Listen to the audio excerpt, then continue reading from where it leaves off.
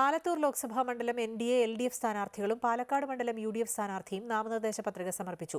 വരണാധികാരിമാരായ ജില്ലാ collector ADM എന്നിവർക്ക് മുമ്പാകെയാണ് സ്ഥാനാർത്ഥികൾ പത്രിക സമർപ്പിച്ചത്. പാലക്കാട് NDA സ്ഥാനാർത്ഥി, ആലത്തൂർ UDF സ്ഥാനാർത്ഥി എന്നിവരാണ് ഇനി ജില്ലയിൽ പത്രിക സമർപ്പിക്കാനുള്ളത്. ആലത്തൂർ ലോക്സഭാ മണ്ഡലം LDF സ്ഥാനാർത്ഥി K. രാധാകൃഷ്ണനാണ് ആദ്യം നാമനിർദ്ദേശ പത്രിക സമർപ്പിച്ചത്. നിലവിലെ രാഷ്ട്രീയ സാഹചര്യം ഇടതുപക്ഷത്തിന് അനുകൂലമാണെന്ന് സ്ഥാനാർത്ഥി പ്രതികരിച്ചു. ഈ തെരഞ്ഞെടുപ്പിൻ്റെ പ്രത്യേകത എന്ന് പറയുന്നത് ഇടതുപക്ഷ ജനാധിപത്യ മുന്നണിക്ക് എതിരായി കഴിഞ്ഞ തവണ പ്രവർത്തിച്ച ആളുകളടക്കം ഇടതുപക്ഷ ജനാധിപത്യ മുന്നണിക്ക് അനുകൂലമായി പ്രവർത്തിക്കുന്ന കാഴ്ച കാണാൻ കഴിഞ്ഞു. വ്യത്യസ്ത പാർട്ടികളിലുള്ള ആളുകളും ഇടതുപക്ഷ ജനാധിപത്യ മുന്നണിയോടൊപ്പം ചേർന്ന് പ്രവർത്തിക്കുക.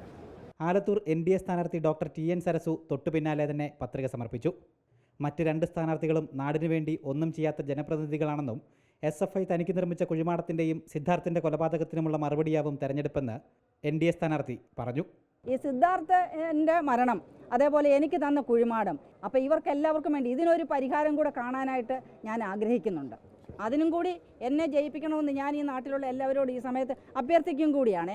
വരണാധികാരിയായ അഡീഷണൽ ജില്ലാ മജിസ്ട്രേറ്റിന് മുമ്പാകെയാണ് രണ്ട് സ്ഥാനാർത്ഥികളും നാമനിർദ്ദേശ പത്രിക സമർപ്പിച്ചത്. ഉച്ചയ്ക്ക് ശേഷമാണ് പാലക്കാട് ലോക്സഭാ മണ്ഡലം സ്ഥാനാർത്ഥി VK ശ്രീകണ്ഠൻ പത്രിക സമർപ്പിച്ചത്. സ്ഥാനാർത്ഥി എന്ന നിലയിൽ SDPI ഉൾപ്പെടെ എല്ലാവരുടെയും പിന്തുണ സ്വീകരിക്കുമെന്നും എല്ലാവർക്കുമുള്ള വോട്ടവകാശം സ്വീകരിക്കാനുള്ള അവകാശം സ്ഥാനാർത്ഥിക്കുമുണ്ടെന്നും ശ്രീകണ്ഠൻ പറഞ്ഞു. ആര് പിന്തുണച്ചാലും സ്വീകരിക്കും. ആരുടെയും പിന്തുണ അഭ്യർത്ഥിക്കാതെ തന്നെ നിരവധി രാഷ്ട്രീയ സഖ്യങ്ങളും ഇന്നത്തെ കേന്ദ്ര സംസ്ഥാന സർക്കാരുകൾക്കെതിരായ ശക്തമായ വികാരമുള്ളവരൊക്കെ UDFനെ പിന്തുണയ്ക്കുന്നുണ്ട്. ആ പിന്തുണ സ്വീകരിക്കുകയാണ്. വരണാധികാരിയായ ജില്ലാ കളക്ടർക്ക് മുൻപാകെയാണ് UDF സ്ഥാനാർത്ഥി പത്രിക സമർപ്പിച്ചത്. പാലക്കാട് മണ്ഡലം NDA സ്ഥാനാർത്ഥി C. കൃഷ്ണകുമാർ, ആലത്തൂർ UDF സ്ഥാനാർത്ഥി രമ്യ ഹരിദാസ് എന്നിവരാണ് ഇനി ജില്ലയിൽ പത്രിക സമർപ്പിക്കാനുള്ളത്. അമൃത ന്യൂസ്, പാലക്കാട്.